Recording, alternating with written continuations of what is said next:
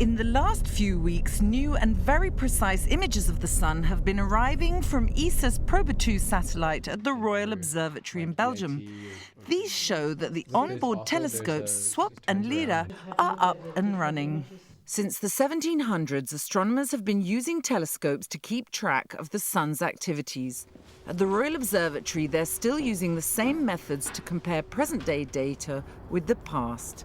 Because the moon gets in between. But today's scientists have access to far more detailed and in-depth information about the Sun than ever before, thanks to the development of space telescopes.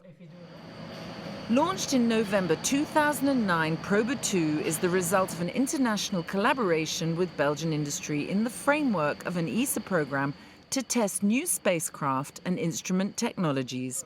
It does this aboard satellites that weigh no more than 150 kilos and are no bigger than 1 cubic meter. Because of the developments in miniaturization of technology, proba 2 is able to test 17 new technologies and 4 science instruments, including LIRA and SWAP. So SWAP has several new technologies which make it possible to make it more compact and more smaller. It's only a shoebox size. But it does the same thing as previous telescopes, which were much bigger, much more expensive. So it's like an exercise in miniaturization. Because of their size, these telescopes are clearly less expensive to build, launch and run, but they also contribute to improving observations of the Sun. SWAP is able to provide pictures of the Sun every minute against every 15 minutes previously, giving a much more precise and complete record of its behavior. LIRA is able to record much smaller eruptions on the Sun's surface than earlier telescopes. LIRA will be able to sense probably smaller flares than before. And we can do that because we are using new types of detectors made of diamond. And diamond is more sensitive and to the signal, to the ultraviolet, and also less sensitive to the other annoying irradiation that we have in space, like cosmic rays. The study of the Sun has become increasingly important with the recognition of the impact of its behavior on Earth.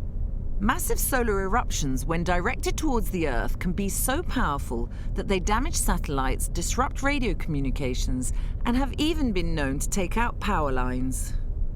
But today, thanks to the round-the-clock observations of the Sun by satellites like proba 2, it's possible to give advance warning of imminent storms of solar particles. We have seen a big event like that in 1989 in Canada, where millions of people were without electricity for many hours. And so with SWAP, we hope to give an early warning to such events, and we think that's important. And because of the sensitivity of the telescopes aboard proba 2, smaller variations in the Sun's behavior are now detectable, allowing for greater accuracy of prediction, not only for space weather forecasting, but also extending to climate change on Earth.